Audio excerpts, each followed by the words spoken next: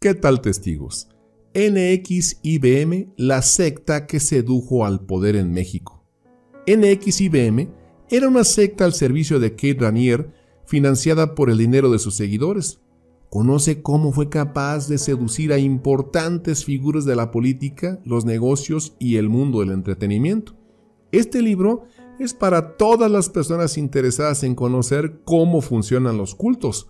En NXIBM, la secta que sedujo al poder en México, aprenderás en qué consistía el método diseñado por Keith Raniere, quiénes fueron los colaboradores más importantes de Raniere en México y cómo intimidaba y silenciaba NXIBM a sus disidentes.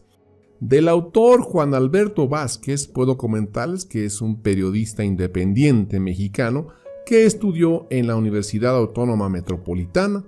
Trabaja en la cobertura de juicios criminales famosos desde la ciudad de Nueva York, además de cubrir noticias relacionadas con la ONU.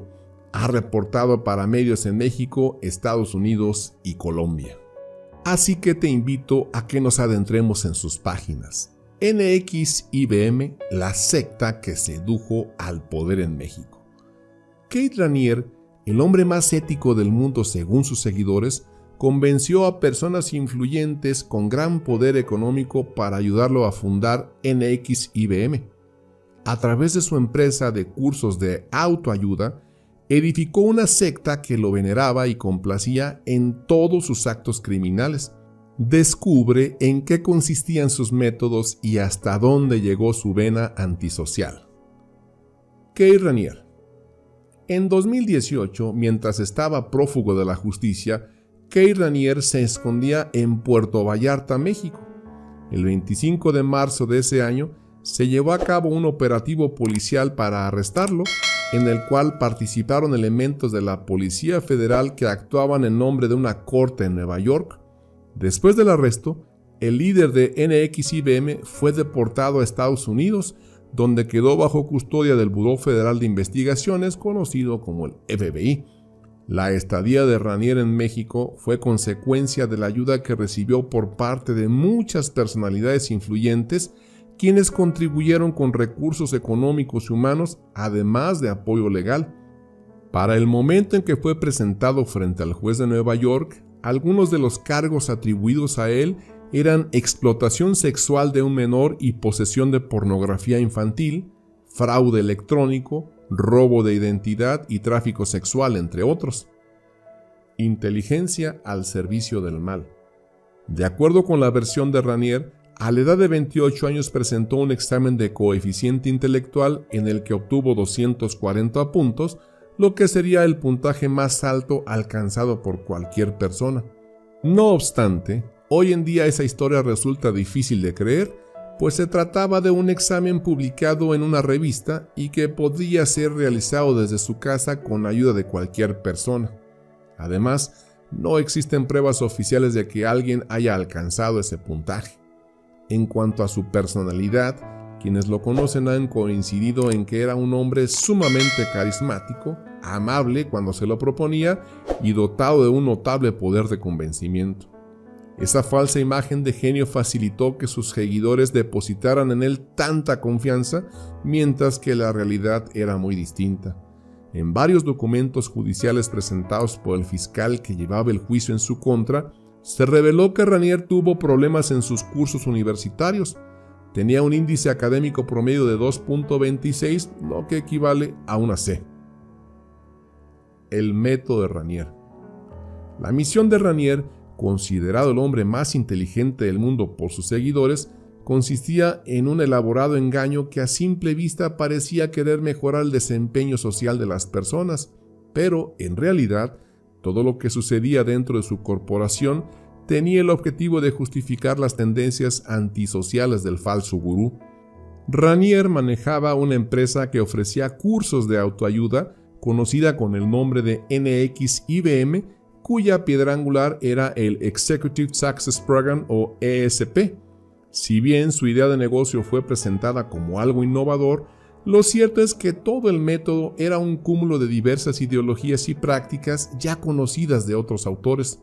De igual modo, la empresa funcionaba como un sistema piramidal. eran los mismos alumnos quienes se encargaban de promocionar la marca y los de mayor antigüedad recibían beneficios económicos. La mayoría de las enseñanzas que Kate compartía en sus cursos estaban diseñadas a partir de ideas de la cienciología de Ron Hubbard. Incluso hay similitudes que destacan entre ambos personajes. Tanto Raniere como Hubbard evidenciaban la necesidad de ser percibidos como los hombres más éticos de todos, aun cuando no tenían problema en propiciar actos ilegales e inmorales. De la misma manera que ocurría en la cienciología, las personas que ingresaban a NXIBM firmaban acuerdos de confidencialidad con la prohibición de divulgar material o información acerca de las enseñanzas de los cursos. Cuestionamiento racional. Uno de los métodos para lo que Raniere hacía era el modelo del cuestionamiento racional. Desde una perspectiva general, se trataba de un método para detectar y eliminar creencias arraigadas en los alumnos que supuestamente eran las responsables de frenar el desarrollo de su potencial. Para completar el cuestionamiento racional, en los cursos también se utilizaba la programación neurolingüística. De acuerdo con Mirna García, experta en atención a víctimas de sectas, esta combinación resulta peligrosa ya que le confiere al coach la oportunidad de neutralizar los mecanismos psicológicos de protección del alumno. Lo deja vulnerable para que después el coach pueda reconstruir la forma en que el estudiante interpreta lo que siente y sucede a su alrededor. Un participante de NXIBM entrevistado lo define como un verdadero lavado de cerebro. Primero demanda, después averigua. Sarah y Claire Bronfman, hermanas herederas de Seagram, aportaron para Raniere un aproximado de $150 millones, entre los cuales 50 millones fueron destinados a cubrir los gastos de todas las demandas que el falso gurú interpuso contra sus detractores. Raniere acostumbraba a utilizar los litigios legales para hostigar e intentar silenciar a todas las personas cercanas y no cercanas que se atrevieran a llevar a la contraria.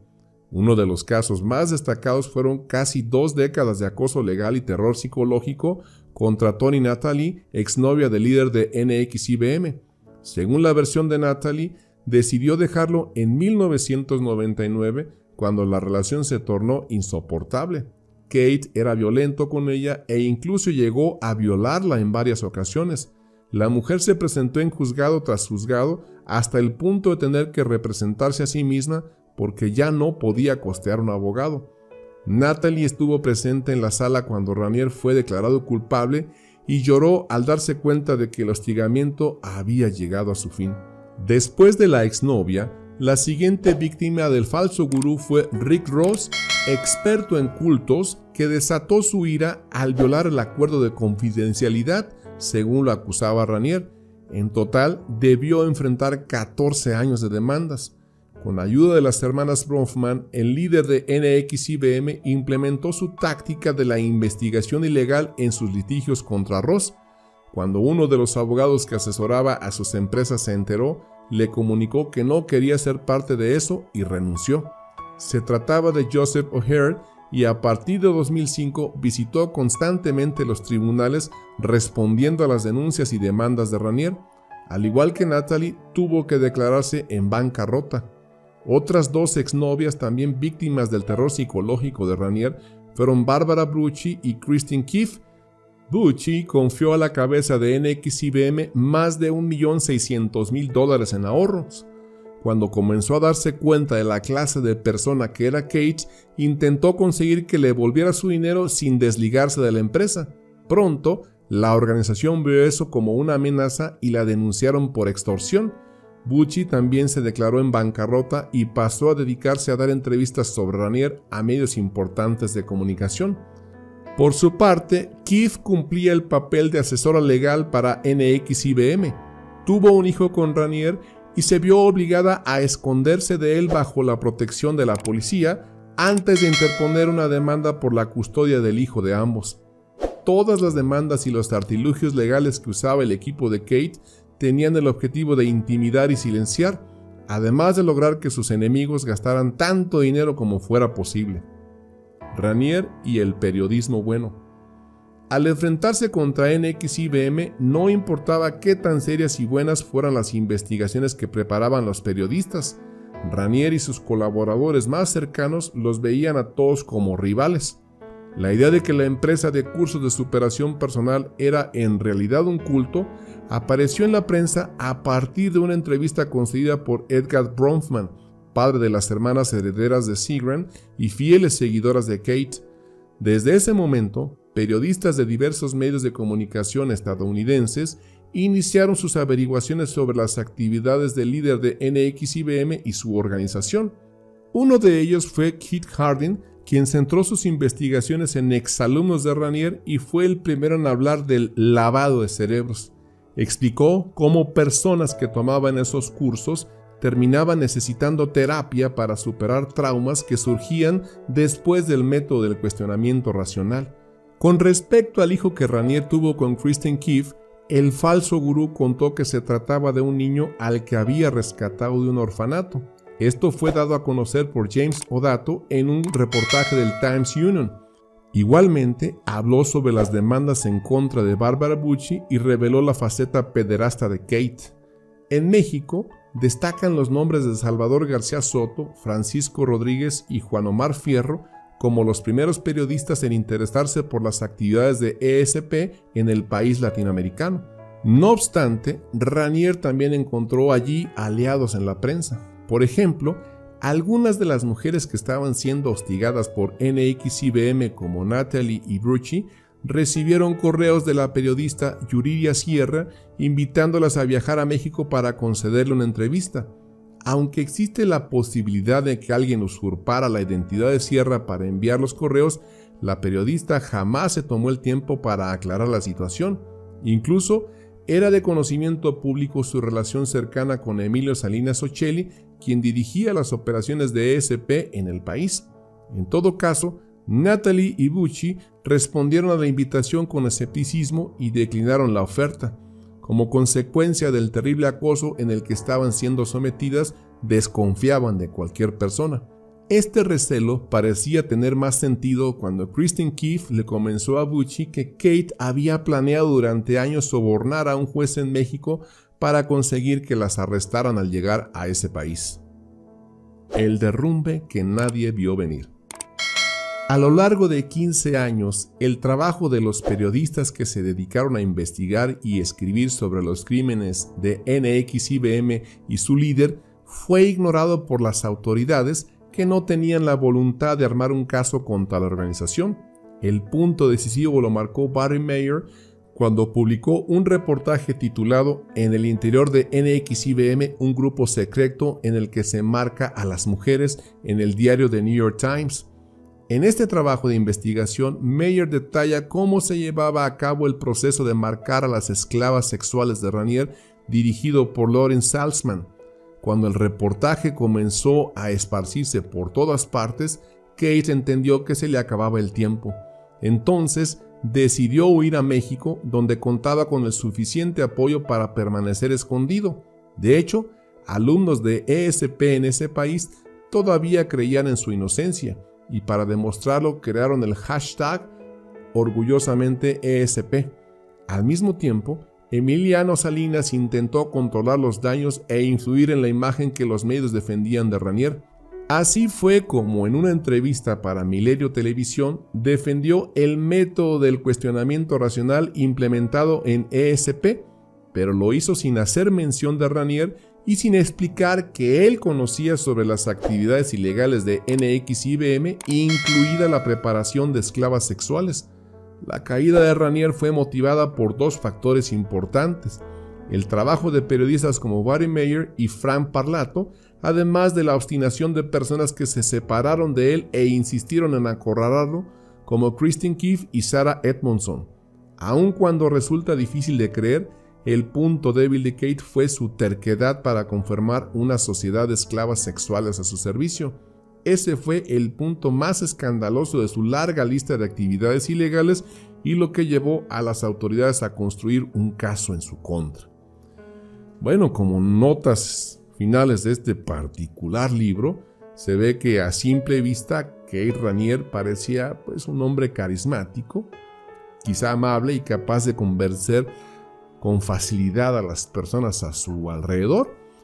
Sin embargo, utilizó esas cualidades y habilidades para construir una secta que supuestamente lo ayudaría a cumplir su misión de hacer el mundo un lugar mejor. Se supone que NXIBM ofrecía cursos de desarrollo personal, mientras a escondidas era la organización desde la cual Ranier y sus colaboradores realizaban actividades ilegales como evasión de impuestos, fraude electrónico, robo de identidad, entre muchos otros. Estos crímenes de distintas categorías fueron pasados por alto hasta que se dio a conocer el proyecto de las esclavas sexuales de Ranier, quienes eran marcadas en la cadera con las iniciales KR. Así que, pues, prófugo de la justicia, este gurú se escondió en nuestro país, en México, hasta que fue arrestado y presentado en Nueva York para comparecer en un juicio. Esto confirma que los líderes de sectas son personas manipuladoras, capaces de conseguir cualquier cosa que desean. Y bueno, espero que te haya resultado informativo, aleccionante y sobre todo interesante. Hasta la próxima.